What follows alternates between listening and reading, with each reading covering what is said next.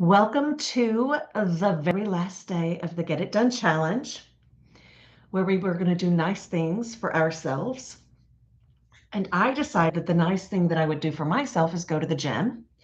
Meredith brought up yesterday that we need to move more, and I thought I really do need to go work out. So I went to class. Julianne Hough has a new studio here in Nashville, and I've never been really good at breath work. It totally just makes me lightheaded and whatever else. So I went and did it. I moved my body, I worked out, and I gotta tell you, I have felt exhausted ever since. All you people who get those endorphins or whatever it is that makes you feel better after you work out. I don't I don't know. I don't get that. So what I then decided I was gonna do to really continue to be nice to myself was number one, just allow myself to come as is and not worry about the hair and the makeup and the clothes and all the things. Um, I don't know about you, but that is definitely something that I put on my plate a lot that I don't always have time for. So I decided that that was what I was going to do for myself was just allow myself to be. And I also brought some M&Ms. Y'all, when I did that video, I bought so many M&Ms. My husband came home. He was like, "What are these for?" And I said, "A video." And he was like, "Do I get to eat them afterwards?" I said, "You're going to be eating them for a very long time." And I have an early glass. It's Friday of Prosecco. So I thought we would celebrate. Okay, Meredith, your self care. You slept in and watched hours of videos of how to with your software to increase your productivity. Look, you are not weird, Meredith, because I think a lot of us do this. We love to learn and we like to learn new things and we like to, yeah, I don't find that weird at all. I love to learn. So that's awesome. That means that, well, that's going to be one of my questions a little bit later, but that means that, yeah, you were taking time. It was self-care because you actually enjoy learning, and it's self-care in that it's going to continue to allow you to have more time. Laura, you made your joy corner. I saw your joy corner on Instagram and it was beautiful. I love your joy corner. Um, okay, Doris, congratulations. You won yesterday. Your self-care, you threw out your back. Oh no. So you're letting your husband walk the dog. Yeah. I'm so sorry that you threw your back out. Let me just tell you, I don't know how old you are, Doris, but so like, I don't know what happened. I mean, I feel like I hit my 40s and things just changed rapidly and I did not appreciate it. Life really just hit me in the face. um, Sean, yeah, coming as is. The Jamie vibes. Look, it has been in Nashville. Not only has it, the sun's going down earlier, but it's just kind of been rainy and overcast all week long. And I was trying to think about what all I was going to do this weekend. And I was kind of like, I just kind of want to, yeah, relax, get a cozy blanket, a book, um, feeling those winter vibes for the really the first time I feel like this year. You have the house to yourself, yeah, because you sent your daughter off, Sean, to go do her cross country well, not by herself. And she helped you get your Instagram reel out. Look, all of y'all learning how to do Instagram, I am so proud of you. Because we had people reach out and say, I'm not on Instagram. I don't want to get on Instagram. Can I still win prizes? And we're like, no, these are the rules of the contest. And so I love that Sean, who else? There were several of you. Sally, you were like, I don't know what's happening. I don't know what I'm doing, but I'm showing up. And I love that you showed up. Lynn, you want a joy corner. I want a joy corner. Such a great idea. I love it. Okay. And you listen to a podcast. Laura, you Look, I told y'all this was going to happen yesterday. You can't see it though. Oh gosh. Ah, all right, so this little Christmas tree that is yet it is not yet decorated. It's clearly not going to work where I had it because Karma Kitten is wild. My husband's like, this is what happens when you adopt a feral cat that shows up at your door. But she was so cute. Okay. Back to what we were talking about. Oh, yeah, Laura, you sent me a podcast. I need to listen to it. Yes, you did. Doris, you didn't know? Yes, you won. You won, you won, you won. Congratulations. We'll see you at the planning extravaganza. Um, oh, look at you, Lynn. I love that you were like, I am gonna take care, like you just subconsciously knew today is a day to take care of myself. Um, and you've been productive this afternoon. That's great. Angie, you vegged out for an hour. You played. Very good. Brenda, you're gonna stop working for the evening, right? I know this is, I was like, there's more I could do. And I was like, I'm just gonna, it's the weekend, kids. It's the weekend. Okay, let's do a little bit of a review. So Megan, I don't think she's on here, but she had posted her post for Instagram was that what she realized was she needs a system because she is a disorganized mess. So I have some questions that I just want to help you all think through so that you can continue this work. So the first question is, and you all shared wonderful takeaways. They were all super, super helpful.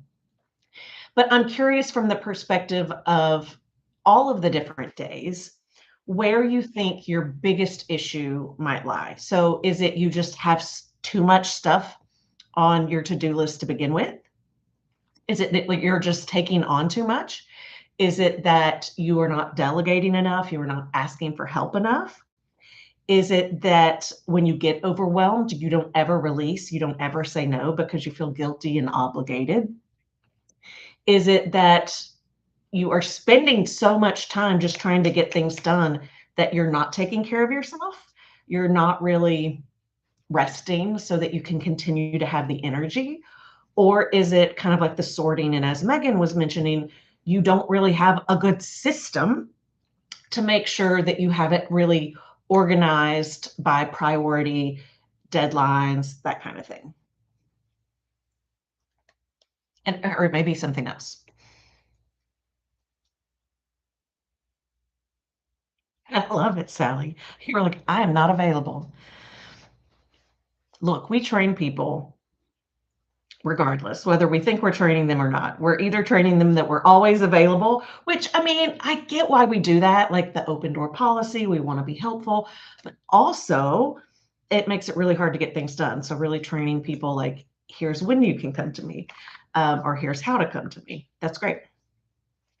Um, Laura, making time and space for you and not asking for help. Yeah. Angie, not planning out the projects. Mm-hmm. Oh, yeah.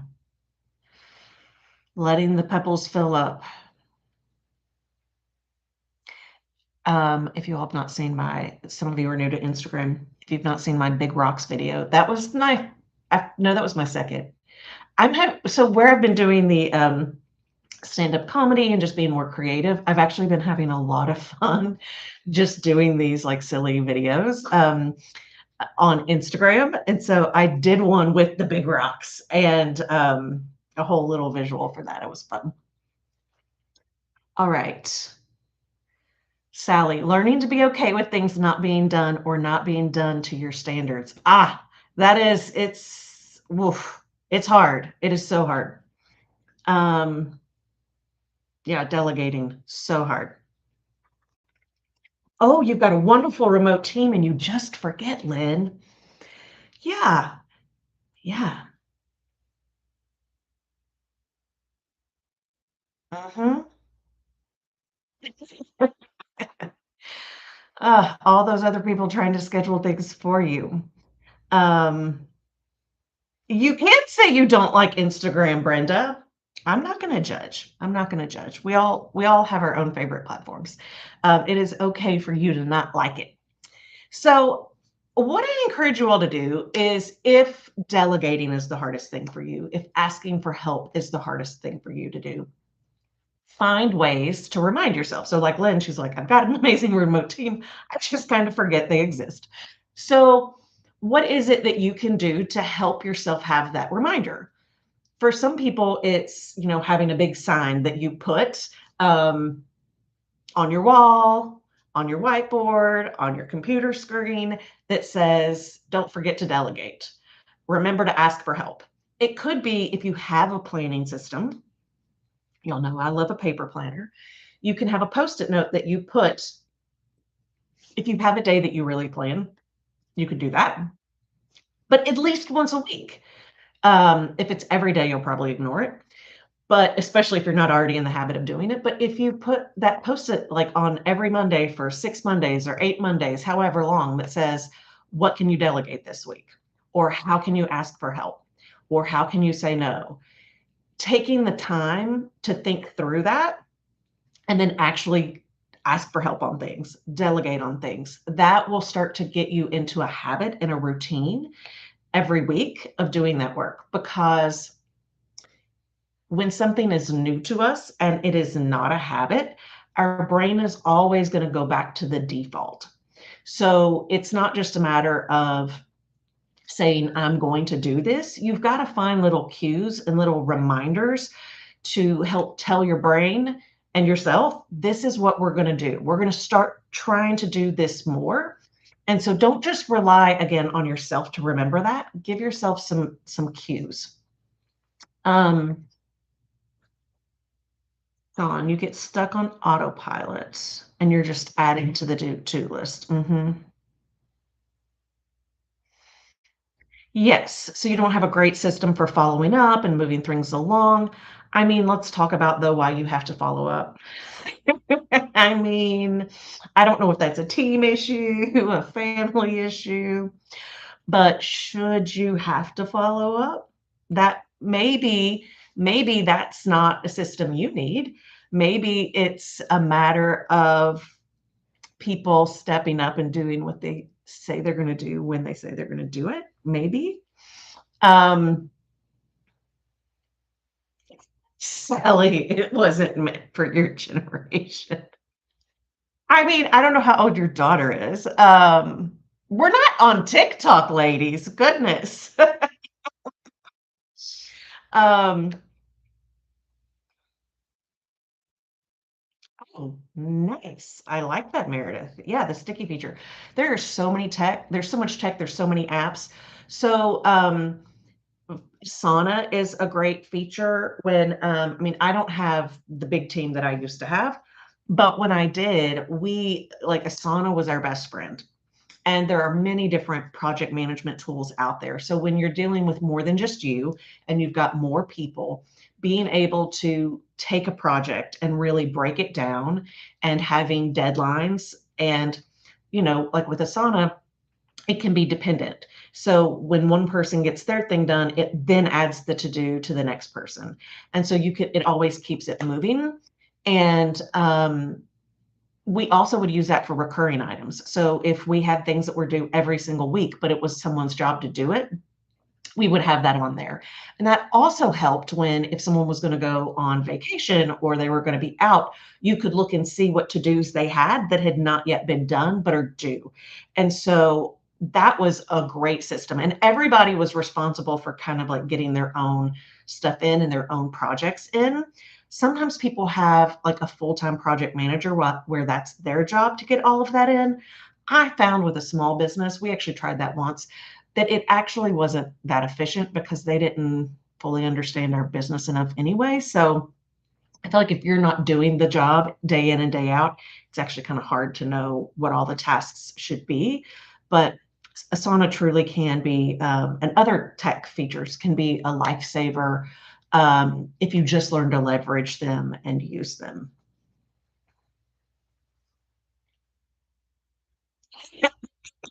I know, Sally, when you told me that you had like 5,000 to-dos and you were just like, you know what? We're going to start fresh. Who even knows what all is on this list? It can't all be important. So we moved houses after 16 years a few years ago, and the amount of stuff that you accumulate that you didn't even know you had, that you don't need, that you've not used, it's wild. And so I suspect that yes, a to-do list that has been that going on that long, it could probably just start over because if it's not already been done, it may not be that big of a deal. Um, yeah, just let it go. Like, because I'm sure for you, Sally, like it was just this weight, a feeling like it was just getting bigger and bigger when some of that really never needed to get done in the first place. Or maybe it did, but at some point it doesn't matter anymore. You just let it go. Um, okay. So I'm also curious. Oh, I actually wanted to mention, Isabel, you left a comment yesterday that I wanted to address here, and then I'll also put it in a comment in case you don't see this replay. So Isabel had mentioned that she had a particular goal of she was wanting to sell a certain company on one of her programs. And so she was saying, should she just let that go or should she continue to go after it? Like she had that on it has to get done.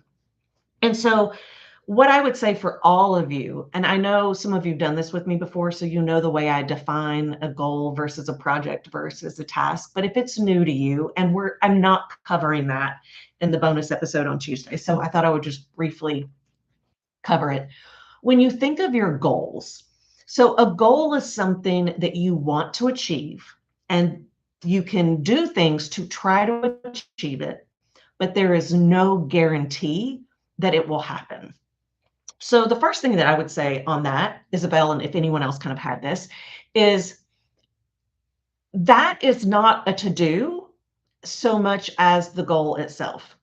I would not give up on your goal. If that was an important goal to you, I would not let it go. But I would also remind you that no matter what you do, no matter how hard you work, you may not reach that goal by the end of the year.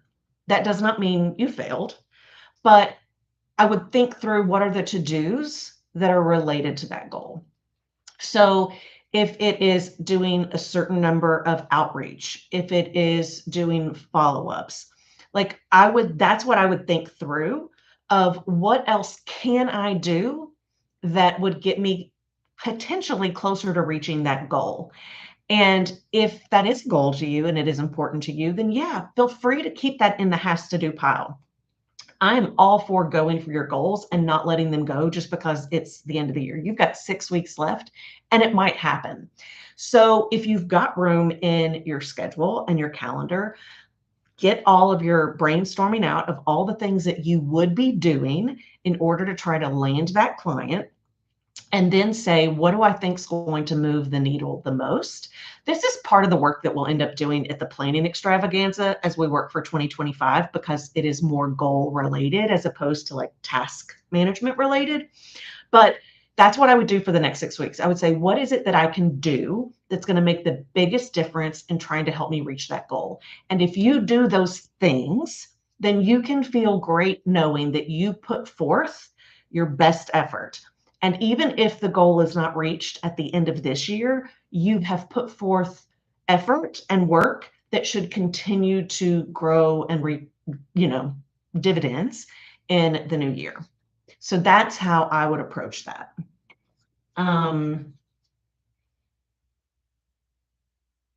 Nice job, Sally. You nailed the brain dump part. Um, okay. Anyone else have any questions or you want recommendations, anything that might help you? We can, everyone in here, right? Like everything, we all do things differently. different things work for different people. So even if I don't have the answer, other people in the room might have the answer. So if you have a question related to your to-dos, your tasks, trying to get everything done by the end of the year in a way that feels good to you and you still have time to actually relax and enjoy the holidays, put that in there.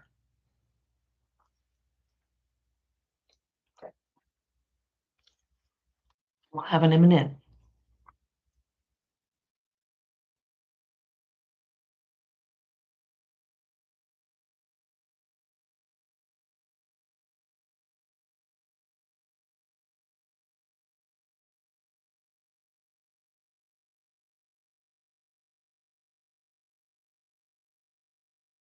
Anyone? Anyone?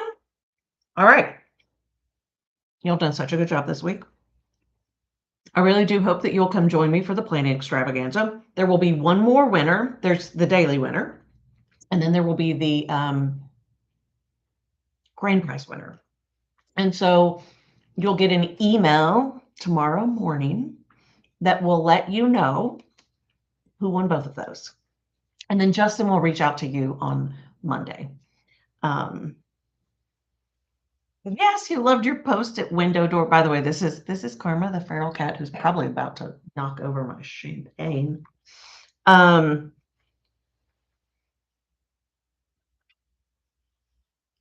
Yes, getting those thoughts out of your head is really, really important. Yay, Meredith, I'm so glad you enjoyed it. Like I said, I'm so glad that you all showed up. I know it is a heavy week, a hard week, and sometimes, when things happen where we feel defeated and deflated and life is just, ugh. And every day in the news, it's like, wait, what? So I get that it can be hard to show up and to still focus on ourselves and what we can do and to have joy. But I have seen you all showing up for yourselves and each other. You've been having fun. You've been laughing at yourselves. And you've still been putting yourself first. So congratulations and kudos to you for doing that. Yes, Angie's happy to bring it back. It's been so much fun. Yes, Karma. Lynn, do it again soon. I think I will do it in the spring. So we will see. We will see. Okay. Good luck to everyone. Thank you so much for showing up, for playing along, and I hope to see you at the planning extravaganza. Tickets are 50% off until Monday with the discount code Get It Done. Have a great weekend. I hope you all relax, do something fun, and that bonus episode is coming out on Tuesday that's going to help you do all the math and make sure everything is mapped out for the rest of the year. All right, bye guys.